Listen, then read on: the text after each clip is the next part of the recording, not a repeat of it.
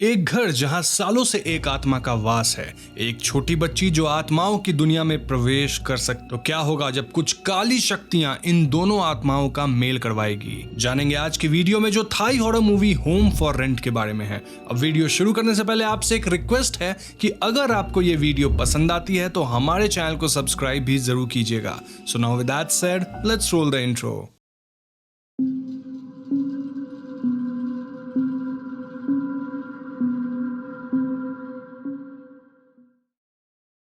तो कहानी की शुरुआत में हम निंग से मिलते हैं, जो अपने ब्रोकर टॉम के साथ अपना एक कॉन्डो देखने आई है जिसे उसने रेंट पर दिया था। लेकिन प्रेजेंट टाइम में जब टॉम निंग को घर दिखाता है तब हम पाते हैं कि इस घर की हालत बहुत बुरी हो चुकी थी।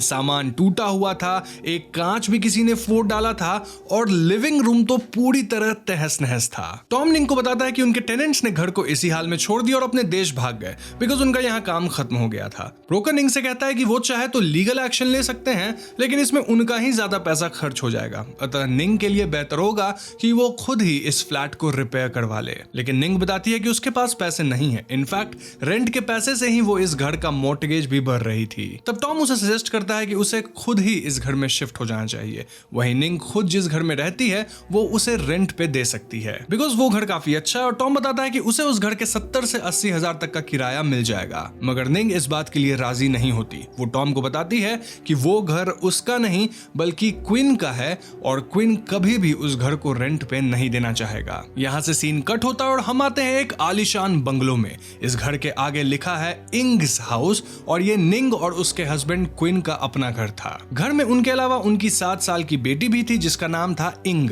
ध्यान रहे, लेडी का नाम निंग और उसकी बेटी का नाम इंग, एक एन हट गया। खैर, ब्रेकफास्ट में निंग क्वीन को टॉम के ऑफर के बारे में बताती है, मगर क्वीन ये बात सुनकर उतना खुश नहीं था और वो निंग को सजेस्ट करता है कि उसे उस कॉन्डो को ही बेच देना चाहिए। लेकिन निंग उसे यह कहकर मना कर देती है कि वो किराएदार डॉक्टर्स हैं, वो काफी अच्छा पैसा देने के लिए तैयार हैं। निंग क्वीन से कहती है कि उन्हें एक बार उनका इंटरव्यू लेना चाहिए और अगर क्वीन को वो रेंटर्स अच्छे नहीं लगे तो वो लोग उन्हें ये घर रेंट आउट नहीं करेंगे। नेक्स्ट सीन में हम निंग को देखते हैं जो एक जॉब इंटरव्यू के लिए आई है। हम देखते हैं कि निंग को काफी लेट होने लगता है जिस कारण वो क्वीन को फोन करती है और उसे अकेले इंटरव्यू ले लेने कहती है। आगे हम निंग को वापस घर आते देखते हैं जहां प्रोस्पेक्टिव रेंटर्स पहले से मौजूद थे।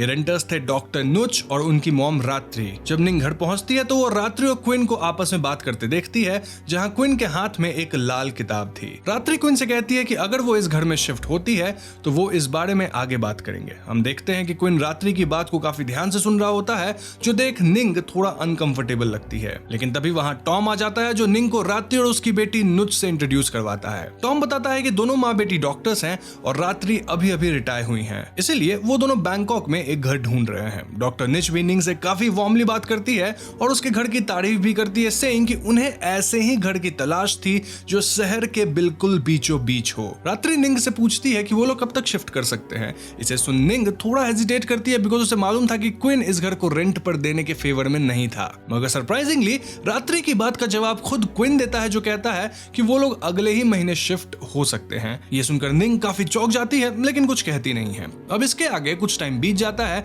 जब हम देखते हैं कि डॉक्टर रात्रि और उनकी बेटी इस घर में शिफ्ट हो गए हैं। वहीं निंग, क्वीन और इंग अपना सारा सामान लेकर निंग के कॉन्डो शिफ्ट होने की तैयारी कर रहे हैं। जाने से पहले निंग अपनी नेबर आंट फोन को घर की देखभाल करने का काम देती है ताकि वो उनके पीछे से नए रेंटर्स पे नजर रख सके। तो नेक्स्ट सीन में हम निंग के परिवार को उस कॉन्डो पर देखते हैं जहां निंग और क्वीन मिलकर इंग का 7th बर्थडे सेलिब्रेट करते हैं। निंग इंग को एक बनी गिफ्ट करती है लेकिन इंग ये देख खुश नहीं होती। वो अपनी मॉम से कहती है कि उसे एक खास डॉल बर्थडे गिफ्ट पे चाहिए था, लेकिन निंग कहती है कि उसने वो डॉल काफी ढूंढी मगर उसे वो कहीं नहीं मिली। खैर, तो उस रात इंग को सुला देने के बाद हम निंग और क्वीन को आपस में बात करते देखते हैं जहां निंग क्वीन के चेस्ट पर एक टैटू नोटिस करती है।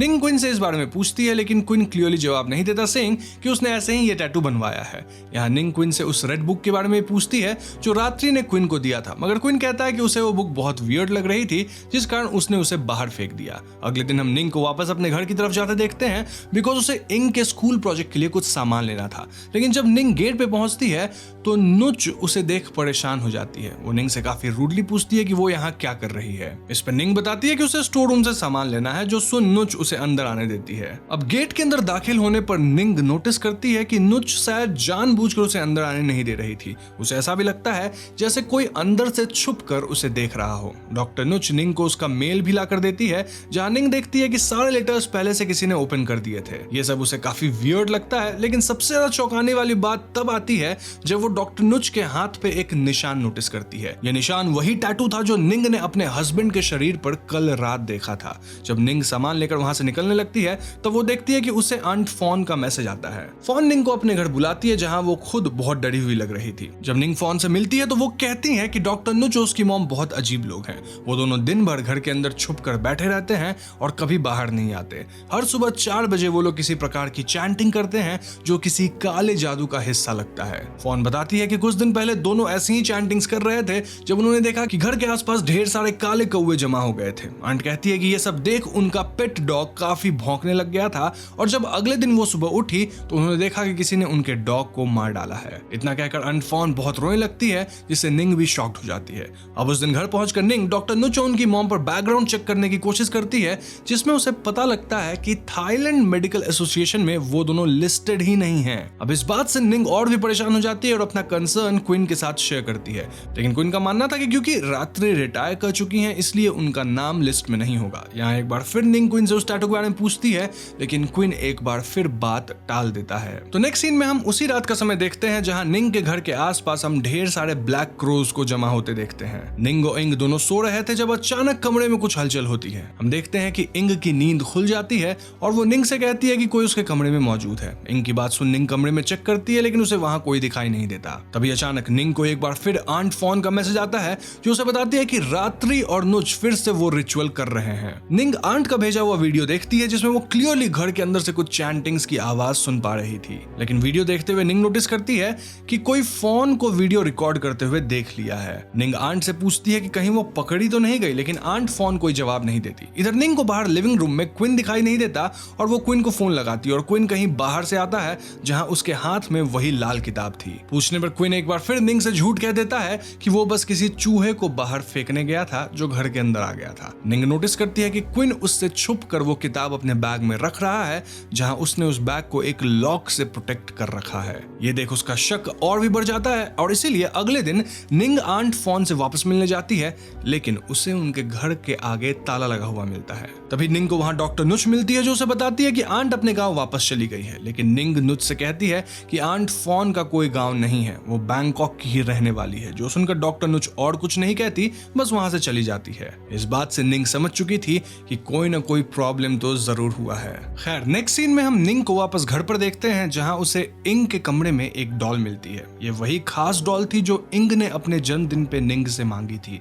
निंग देखती है कि इस डॉल में एक टेप भी रिकॉर्डेड था जिस पर किसी ने थैंक यू पापा कहकर रिकॉर्ड किया था। दिस वाज सरप्राइजिंग क्योंकि ये आवाज इंग की नहीं थी। निंग जब इंग से इस डॉल के बारे में पूछती है तो वो बताती है कि उसे ये डॉल क्वीन ने लाकर दी है। अब उस रात एक बार फिर निंग को अपने कमरे में हलचल सुनाई देती है। वो जब उठती है तो नोटिस करती है कि इंग के पास एक काला परछाई मौजूद है। ये देख निंग बहुत डर जाती है, लेकिन अगले ही पल ये परछाई गायब हो जाती है। यही नहीं, जब अगली सुबह निंग इंग को कपड़े पहना रही होती है तब वो देखती है कि इंग के शरीर पे किसी ने खरोच कर वैसा ही निशान बना दिया है जैसे उसने उस टैटू में देखा था। इस सब के दौरान क्वीन का बिहेवियर बिल्कुल अजीब था, मानो उसे कोई फर्क ही नहीं पड़ता हो। निंग उस पर नजर रखने का फैसला करती है और पाती है कि हर सुबह 4 बजे क्वीन घर से गायब हो जाता है और अपने साथ वो किताब भी ले जाता है। ये जानकर निंग अगले दिन क्वीन का पीछा करती है और वो देखती है कि क्वीन घर की छत पर मौजूद है। वो देखती है कि वहां भी ढेर सारे काले कौवे जमा हो गए हैं और क्वीन भी वही चैंटिंग्स दोहरा रहा है जो उसने उस वीडियो में देखा था। क्वीन के हाथ में वो किताब भी मौजूद थी और इससे पहले कि निंग कुछ समझ पाती, कुछ कौवे उस पर हमला कर देते हैं और निंग को वहां से भागना पड़ता है। तो अगले दिन निंग क्वीन के बैग से वो किताब निकाल लेती है, लेकिन जब वो उस किताब को खोलती है तब उसे उसमें कुछ भी नहीं मिलता। निंग एक बार फिर सच जानने के लिए क्वीन से बात करने की कोशिश करती है, लेकिन क्वीन उसे कुछ नहीं बताता। अगले दिन निंग इंग को स्कूल से पिक करने जाती है जहां वो देखती है कि इंग के साथ रात्रि मौजूद है। निंग इंग के हाथ में भी वही किताब देख लेती है जिससे वो बहुत डर जाती है, लेकिन अगले ही पल वहां सब कुछ नॉर्मल हो जाता है। निंग इंग को कन्फ्रंट करती है, लेकिन इंग कहती है कि उसे इस बारे में कुछ भी मालूम नहीं है। तो इस इंसिडेंट के बाद निंग फैसला करती है कि वो हर हाल में इंग को इस सबसे दूर रखेगी। वो इंग और अपना सामान बांध लेती है और उसी रात वहां से भागने का फैसला करती है, लेकिन रास्ते में उन्हें क्विन रोक लेता है। निंग क्विन से रात्रि के बारे में पूछती है और वो उसे पूछती है कि वो लोग किस कल्ट का हिस्सा है और आखिर क्यों इंग को इन सब में शामिल करना चाहते हैं। इस पर क्विन कोई जवाब नहीं देता। वो उल्टा निंग पे ही गुस्सा होने लगता है और रात्रि को मदर कहकर पुकारता है, सेइंग कि वो कुछ भी गलत नहीं कर रही हैं। यहाँ तक कि क्विन निंग पर हाथ तक उठा देता है और इससे निंग समझ चुकी थी कि क्विन वो आदमी नहीं रहा जिससे उसने शादी करी थी और इसीलिए वो किसी तरह इंग को लेकर वहां से भाग जाती है। अगले सीन में हम निंग और इंग को एक होटल में देखते हैं जहां इंग बार बार अपने पिता के पास जाने का जिद करती है।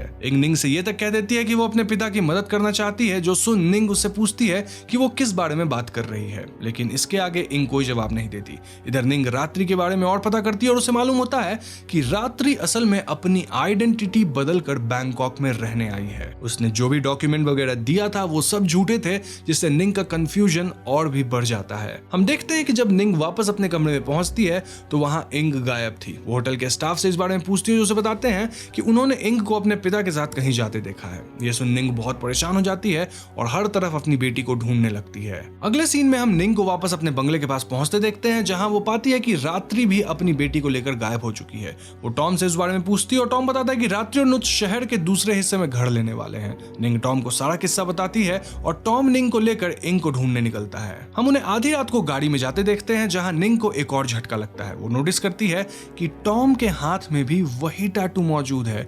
ये देख निंग टॉम को कन्फ्रंट करने की कोशिश करती है, मगर इसका कोई फायदा नहीं होता। टॉम उल्टा निंग को ही मारकर बेहोश कर देता है और उसे कहीं ले जाने लगता है। अब यहाँ से सीन कट होता है और हम पास्ट में आते हैं, आज से 7 साल पहले यानी 2011 में। वैसे आज से 7 साल पहले 2011 नहीं होगा, लेकिन मूवी की टाइमलाइन शायद 2018 में सेट होगी, इसलिए 2011 है। खैर, क्विन अपने घर में एक सिंगल पेरेंट के तौर पे रहता है, जहां उसकी एक 7 साल की बेटी थी जा। हम देखते हैं कि आज जा का जन्मदिन है और क्विन उसे वही डॉल गिफ्ट करता है, जिसे पाकर जा बहुत खुश हो जाती है। लेकिन उस दिन जा के साथ एक दर्दनाक हादसा होता है। जब वो नहाने जाती है तब वाटर हीटर में कुछ माल फंक्शन होने के कारण उसका एक भयानक एक्सीडेंट हो जाता है और इससे उसकी जान चली जाती है। इस हादसे से ऑब्वियसली क्विन बहुत टूट जाता है और उसका दिमागी संतुलन बिगड़ जाता है। वो बहुत डिप्रेस्ड रहने लगता है, जहां वो हर वक्त बस जा को याद करता रहता है। ऐसे में एक दिन उसके घर पे किसी काम से निंग आती है और हम उन दोनों को कड़ी बातें देखते हैं। जब क्विन और निंग की जिंदगी में इंग आती है तब क्विन धीरे धीरे रिकवर होने लग गया था। ऐसे में एक दिन वो इंग को अंधेरे कोने में किसी से बात करते देखता है और जब वो इंग से पूछता है कि वो किससे बात कर रही थी, तब इंग तो उसे कुछ नहीं बताती, मगर उसकी बातों से हम समझ जाते हैं कि इंग जा से बात कर रही थी। इस तरह जब उस दिन पहली बार रात्रि और नुच क्विन के घर आते हैं तब रात्रि भी घर में जा की प्रेजेंस को महसूस कर लेती है। वो क्विन को इस बारे में बताती है और क्विन अपनी बेटी को वापस पाने के लिए डेस्परेट हो जाता है। रात्रि क्विन को बताती है कि इंग एक गिफ्टेड बच्ची है, जहां वो अनजान आत्माओं से कांटेक्ट बना सकती है। अतः वो लोग चाहे तो काले जादू की मदद से जा को इस दुनिया में बुला सकते हैं, जहां वो और इंग एक ही शरीर में साथ साथ रह सकती हैं, बिल्कुल दो सहेलियों की जैसे। ये सुन क्विन रात्रि से पूछता है कि इससे इंग पे कोई खतरा तो नहीं होगा ना, लेकिन रात्रि उसे यकीन दिलाती है कि ये रिचुअल पूरी तरह से सेफ है। हम अगले दिन देखते हैं कि क्विन, रात्रि और नुच इस प्रक्रिया की विधि शुरू कर देते हैं और ये वही दिन था जब निंग सामान लेने घर तक आई थी। टर्न्स आउट क्विन उस समय यही मौजूद था। इनफैक्ट वो टैटू, देन किताब में अपने आप गायब होने वाले मंत्र, सब कुछ उस प्रक्रिया का ही हिस्सा था। क्विन इस बारे में निंग को कुछ नहीं बताता, मगर इंग को बता देता है। इंग हर हाल में अपने पिता की मदद करना चाहती थी और वो इसके लिए मान जाती है। इसके बाद हम वापस स्कूल वाले दिन का सीन देखते हैं, जहां रात्रि क्विन को बताती है कि उसे इंग के शरीर पे एक खास निशान बनाना होगा ताकि वो लोग अपने रिचुअल को आगे बढ़ा सकें। उस दिन रात्रि खुद इंग से मिलने स्कूल भी आती है और वो इंग को बताती है कि बहुत जल्द जा उसके शरीर में प्रवेश कर जाएगी, जिसके बाद वो साथ साथ रह सकेंगे। इंग रात्रि से पूछती है कि उसे इस बारे में कैसे मालूम है और तब रात्रि रिवील करती है कि उसके शरीर में भी इसी तरह एक दूसरी आत्मा का वास है। ये कहते हुए रात्रि इंग का हाथ थाम लेती है और हम देखते हैं कि इंग किसी दूसरे दुनिया में प्रवेश कर जाती है, जहां यात्री के बजाय कोई और ही औरत उसके साथ थी। रात्रि इंग को बताती है कि असल में ये शरीर नापा ऑर्न नाम की एक औरत का है। नापा ऑर्न भी इंग की तरह एक स्पेशल सोल थी जो ट्रैवलिंग क्लैरवॉयंस परफॉर्म कर सकती थी। ट्रैवलिंग क्लैरवॉयंस यानी वो तकनीक जिससे एक जिंदा शरीर किसी ट्रैवलिंग सोल को देख सकता है और उससे जुड़ सकता है। इसी कारण आज से 50 साल पहले रात्रि के परदादा ने नपाओन के शरीर में उसे प्रवेश दिलवा दिया और अब वो दोनों साथ साथ रहती हैं। रात्रि इंग को समझाती है कि उसे भी यही करना है क्योंकि उसके परमिशन के बिना जा उसके शरीर में दाखिल नहीं हो पाएगी। ये सब सुन इंग ऑफ कोर्स राजी हो जाती है। तो इस सब के बाद सीन प्रेजेंट टाइम में आता है, जहां हम देखते हैं कि इंग को इस रिचुअल के लिए तैयार किया जा रहा था। बाहर क्वीन मौजूद है और हम देखते हैं कि वो सब असल में अब भी क्वीन के उसी घर में ये प्रक्रिया करने वाले हैं। लेकिन रिचुअल से ठीक पहले हम देखते हैं कि कोई क्वीन पे हमला कर देता है। ये थी आंट फॉन, जो पूरी तरह रात्रि और नुज के कंट्रोल में थी। क्वीन रात्रि से पूछता है कि ये सब क्या है, जिस पे रात्रि अब अपना असली प्लान रिवील करती है। वो बताती है कि असल में दो आत्माओं का एक शरीर में रहना मुमकिन ही नहीं है। ऑब्वियस सी बात है ये बेवकूफ क्वीन। पिछले 50 सालों से वो नपाओन के शरीर में रह तो रही है, लेकिन अकेली। नपाओन रिचुअल के दौरान ही मारी गई थी और आज इंग के साथ भी यही होने वाला है, क्योंकि रात्रि उसके शरीर में जा को नहीं बल्कि अपनी पोती और नुज की बेटी की आत्मा को भरने वाली है। इस पॉइंट पर हम कहानी में वापस पीछे जाते हैं और हमें पता चलता है कि रात्रि, नुज और टॉम तीनों ने बहुत पहले से ही क्वीन के परिवार को अपना शिकार बनाया हुआ था। रात्रि को पता चल चुका था कि निंग की बेटी इंग के पास ट्रैवलिंग क्लैरवॉयंस की शक्ति है, इसलिए उसने क्वीन और निंग को अपने घर रेंट देने पर मजबूर कर दिया ताकि वो लोग इंग के साथ वो रिचुअल परफॉर्म कर सके, जहां रात्रि ने जा की आत्मा को पहले ही उस डॉल में कैद कर दिया था और वो अपनी मरी हुई पोती की आत्मा को इंग में डालना चाहती थी। प्रेजेंट टाइम में रात्रि क्वीन को जख्मी कर देती है और इंग के साथ वो रिचुअल शुरू कर देती है। इंग रात्रि से जान की भीख मांगती है, मगर रात्रि नहीं रुकती। दूसरी तरफ हम देखते हैं निंग को, जो किसी तरह टॉम के चंगुल से खुद को आजाद कर लेती है और टॉम के फोन से तो पता चल जाता है कि निंग कहां है। वो यहां पहुंच जाती है और रिचुअल रोकने की कोशिश करती है। हम देखते हैं कि निंग उस मूर्ति को ही तोड़ देती है जिसमें इतने सालों तक रात्रि ने अपनी पोती की आत्मा को कैद कर रखा था।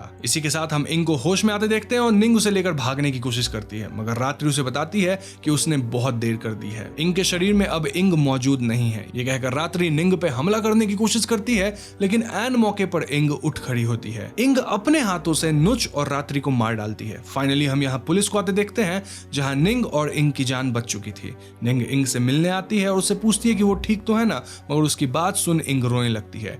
इंग निंग को आंटी कहकर बुलाती है और उससे माफी मांगती है। ये सुनकर निंग चौंक जाती है और वो पूछती है कि आखिर वो कौन है, और इंग बताती है कि असल में वो इंग नहीं बल्कि जा है। जी हाँ दोस्तों, यहाँ रिवील होता है फिल्म का फाइनल क्लाइमैक्स, जहां हम वापस उसी रात में पहुंच जाते हैं। क्लैरवॉयंस के दौरान रात्रि ने इंग की आत्मा को खत्म कर दिया था, लेकिन क्योंकि इंग ने अपने शरीर में आने की इजाजत सिर्फ जा को दी थी, इस कारण रात्रि की पोती की जगह वो खुद को इंग के शरीर में पाई। क्वीन इस बात को समझ गया था और वही जा को इंग और निंग को बचाने के लिए भेजा था। प्रेजेंट टाइम में जा निंग से माफी मांगती है, सेइंग कि उसे खुद नहीं मालूम था कि ऐसा कुछ हो जाएगा। जब उसे होश आया तो वो खुद को इंग के शरीर में पाई। ये सुन निंग टूट जाती है और बहुत रोने लगती है। उसे देख जा भी रोने लगती है, लेकिन निंग उसे संभालती है, सेइंग कि इसमें उसकी कोई गलती नहीं है। फिल्म के एंड सीन में हम जा और निंग को एक नए शहर में एक नई जिंदगी शुरू करते देखते हैं, जहां कहीं ना कहीं उन दोनों ने इस सच को एक्सेप्ट कर लिया है। यहीं पर फिल्म खत्म हो जाती है। तो दोस्तों, ये थी फिल्म होम फॉर रेंट की पूरी कहानी, जो वैसे तो स्ट्रेट फॉरवर्ड है, मगर पजल्ड पीसेस की तरह फिल्म स्टोरी लाइन के कारण थोड़ी कंफ्यूजिंग लगती है। कहानी का सबसे strong point story telling style ही है, क्योंकि हमें बिहाइंड द कर्टन्स तरीके से हर कैरेक्टर का मोटिवेशन दिखाया गया है। फाइनली पूरी स्टोरी किसी पजल पीस की तरह फिट बैठती है, व्हिच इज ब्यूटीफुल। अब यहाँ कुछ थियरी जैसा नहीं है, क्योंकि ऑफ कोर्स स्टोरी काफी क्लियर है, जस्ट दैट उल्टी सीधी है, सबका मोटिवेशन बाद में पता चलता है, तो कंफ्यूजन एंड तक बना रहता है, बट क्लियर तो हो ही जाता है। स्टिल अगर आपके मन में कोई सवाल अब भी है तो आप कमेंट में मुझसे पूछ सकते हैं, मैं रिप्लाई कर दूंगा। तो आज की वीडियो में इतना ही। वीडियो पसंद आई हो तो लाइक और शेयर करें, साथ ही चैनल पे नए हैं तो हमें सब्सक्राइब भी जरूर करना, क्योंकि हम अपने चैनल पे ऐसी वीडियोस लाते रहते हैं। पीस।